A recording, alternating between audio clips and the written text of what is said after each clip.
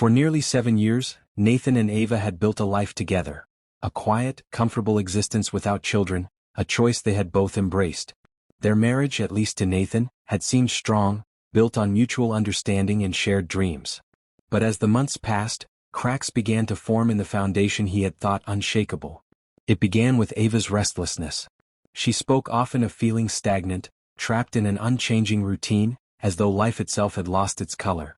One evening, she hesitantly suggested that maybe having a child could bring excitement, a sense of purpose. The words shocked Nathan. They had long agreed that parenthood wasn't for them. Still, he was open to discussing it. Yet, before they could truly explore the idea, she dismissed it entirely, calling it a fleeting thought. Nathan had chalked it up to a passing phase, a temporary moment of doubt. He never realized it was the beginning of something far more serious. Then came the night that shattered his world. "I'm going on a date tonight," Ava said casually over dinner, as if she were discussing the weather. Nathan froze, a nervous chuckle escaping his lips, waiting for the punchline. But there was no laughter in Ava's eyes. Only a calm, detached certainty. "What do you mean, a date?" he asked, his voice barely above a whisper. She explained with eerie nonchalance. "It was with Eric, a colleague." She assured him it was nothing more than an innocent dinner, a way to add some spice to her life. Her words cut through Nathan like a blade. "If it's just dinner," he asked, forcing himself to breathe, "then why call it a date?" Ava didn't flinch. She spoke of excitement, of needing to feel alive again. She admitted that Eric felt the same, that they had bonded over their mutual frustration with life. Nathan felt sick. His hands trembled beneath the table. His wife, his Ava, was looking him in the eyes and telling him she was choosing someone else. That night, he watched in numb disbelief as she dressed in the deep red dress she had always reserved for their most special occasions. But tonight it wasn't for him. It was for Eric. She admired herself in the mirror, smiling softly, oblivious to the storm raging inside the man she had once vowed to love. Desperate for clarity, Nathan called his best friend, Kevin, too ashamed to admit what was happening. Instead, he framed it as a problem a colleague was facing. Kevin, always the rational one, suggested it might just be an innocent outing. But Nathan knew better. This wasn't innocent. This was betrayal. Ava returned home earlier than expected, just after 9:30 p.m. There was a forced smile on her lips, her lipstick slightly smudged, her eyes restless. She hugged Nathan, whispering breathlessly, "This is exactly what I needed." His heart cracked open. And then, as if she hadn't already shattered him completely, she told him she and Eric had planned a weekend trip together. Nathan barely slept that night, his mind replaying every detail, every word, every moment that had led to this. By the time dawn arrived, he knew there was no saving this marriage. But he also knew one more thing. Ava would regret this. He didn't yell. He didn't beg. He didn't cry. Instead, he acted. By Saturday afternoon, he had changed the locks. Every single one. He carefully packed Ava's belongings into garbage bags and moved them into the garage. He needed no dramatic confrontation, no heated exchange of words. The weight of her choices would be enough. That night, he quietly watched Ava hum to herself as she packed her suitcase, eager for her weekend getaway. He recorded her, capturing every careless word as she gushed about how free and alive she felt. He knew the recording would be valuable in the divorce, a shield against any future attempts to rewrite history. On Saturday morning, Eric's sleek black car pulled into the driveway. Dressed in another striking red dress, Ava turned to Nathan, blew him a playful kiss and walked out the door. Nathan didn't say a word. He simply watched. Sunday evening arrived and so did Ava, only to find herself locked out.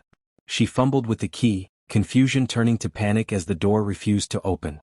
She knocked, then pounded, calling his name. Inside, Nathan watched through the security camera, unmoving. When he finally opened the door, Ava's tear-streaked face met his, desperation in her eyes. "Nathan, what is wrong with you?" she cried, trying to push past him. But he didn't move. "Ava," he said quietly, "this is the life you wanted. Now you have it." She tried to argue, to beg, to shift the blame onto Eric, onto anything but herself. But Nathan no longer cared. He handed her the recording of her own words, the proof of her betrayal, of her reckless disregard for their marriage. She went pale as she realized she had no defense. "You ruined us, Ava," he said, his voice cold and steady. "Now you can get on with your life." He pointed to the garbage bags in the garage. "Take your things and leave." She pleaded with him, but he simply closed the door in her face. For hours she sat outside, hoping he would soften. He never did. In the weeks that followed, the house was quieter than ever. But at least it was his. No more waiting, no more wondering, no more betrayal lingering in the air. Ava bombarded him with texts, calls, voicemails, each one more desperate than the last. But Nathan had made his choice just as she had made hers. The divorce papers were sent to Ava's parents' house, the only place stable enough for her now. She had been staying with Julia, a childhood friend who, Nathan suspected, didn't fully grasp the magnitude of the damage Ava had done. But none of it mattered. Nathan had found something Ava had lost long ago: peace. The calls became more frequent, more desperate. Ava's voice, once so steady and assured, now trembled with emotion each time she left a voicemail. Her messages were filled with pleas, confessions of regret, promises to make things right. But there was no making this right. There was no turning back. One evening, as I sat in the quiet of my home, my phone buzzed with a call from an unfamiliar number. I hesitated before answering. It was Ava's mother, her voice thick with tears, begging me to reconsider. She pleaded for her daughter, for the love we had once shared, for another chance at repairing what had been broken beyond repair. But the past could not be undone. The wound Ava had inflicted was too deep, and I could no longer be the man who waited, who hoped. Each time her name appeared on my screen, it was not a reminder of love but of betrayal. It brought back the memory of her standing in front of our mirror, adjusting the dress she had not worn for me, humming a tune as she prepared for a weekend that destroyed everything we had built. She had dismissed my pleas then. She had smiled, convinced that nothing between us could truly break.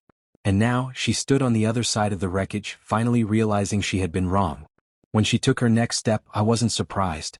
It was a Wednesday afternoon, and I was reviewing reports in my office when I heard a commotion outside. My secretary's voice was raised in protest, but then I heard another, more familiar voice, frantic, desperate. Ava. I stepped out of my office and saw her standing there, gripping the divorce papers with trembling hands. Her hair was a mess, her eyes swollen from crying. The confident woman who had once looked me in the eye and told me she needed more excitement was gone. What stood before me now was the shattered remains of her choices. My colleagues glanced between us, uneasily shifting in their seats. I nodded toward a private room, leading her inside without a word. Ava, what do you want? My voice was calm, cold, distant. She held up the divorce papers, her fingers shaking. I can't sign them, Nathan, she whispered.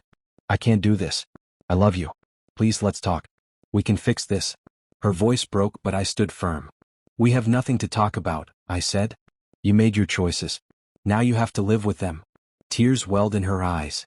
This was a mistake, Nathan. I thought it would be exciting, but it's been a nightmare. I was so stupid. You are the only one I want. A bitter laugh nearly escaped my lips, but I held it back. You thought you could play with fire and then come back as if nothing had happened? My voice was tight with barely controlled anger. Did you expect me to forget everything? She reached out for my hand, but I stepped back. I had given her my answer the night I locked the door, and I would give it again now. Without another word, I turned and left the room. Behind me, I heard her soft weeping, but I didn't stop. I couldn't. To turn back would be to betray myself. For some time after that confrontation, the calls stopped. The texts ceased. It was as if, at last, she had begun to accept reality. Through a mutual friend, I heard she had started therapy. Perhaps for the first time, she was confronting the truth of what she had done. But even if she changed, it no longer mattered. I didn't need an apology. I needed closure. That was when I decided to send her one last message. I carefully compiled a record of everything, every date, every meeting, every moment she had tried to play down. It wasn't just for legal purposes. It was for her, to force her to see her betrayal through my eyes. Along with the documents, I enclosed a simple note. This is why I can never go back. This is why it's over. I sent the package to her parents' house. The next morning, another voicemail arrived. Her voice was barely audible, hollow with guilt and grief. I got your package, she murmured. Pause. A shaky breath. Nathan, I know what I did to you. I know how deeply I hurt you. And I know I can never make it right. I wanted excitement, but all I did was destroy the most important thing I had. I don't expect you to forgive me. I just want you to know that I finally understand. For the first time, I felt something shift. Not forgiveness, not sympathy, but a release. She had finally seen the truth. And that was enough. A few weeks later, the divorce was finalized without drama. Ava signed the papers without a fight and moved back in with her parents. My house, my home, was mine again. The space felt strange at first, too quiet, too empty. But over time, I began to appreciate the silence. There were no more arguments, no more uncertainty, no more shadows of betrayal lurking in the corners. I started to focus on myself again.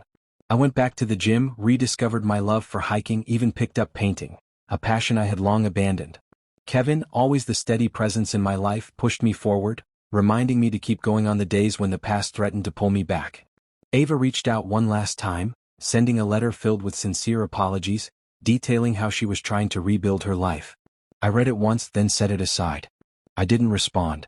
It wasn't necessary. She had her own path to walk, and it no longer crossed mine. Time moved forward. The seasons changed, and so did I.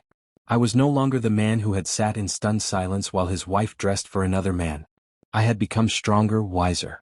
I had learned that no matter how devastating the fall, there is always a way back to the light. One crisp autumn morning while hiking with Kevin, I met a new group of people. Among them was Emily. She was warm, easygoing, her bright smile disarming in a way that caught me off guard. She joined us on the trail, and for the first time in what felt like forever, I smiled without the weight of the past pressing down on me. We talked. We laughed. Before long, I asked her to join me for coffee. It wasn't love at first sight, but it was real. It was steady. Spending time with Emily reminded me of what truly mattered. Not grand gestures or fleeting excitement, but honesty, kindness, and mutual respect. My story wasn't over. Ava had made her choices and paid the price. I had made mine, and I was building something new. Whether Emily would become the source of my happiness remained to be seen. But one thing was certain. No matter how dark life gets, there is always a way back to the light.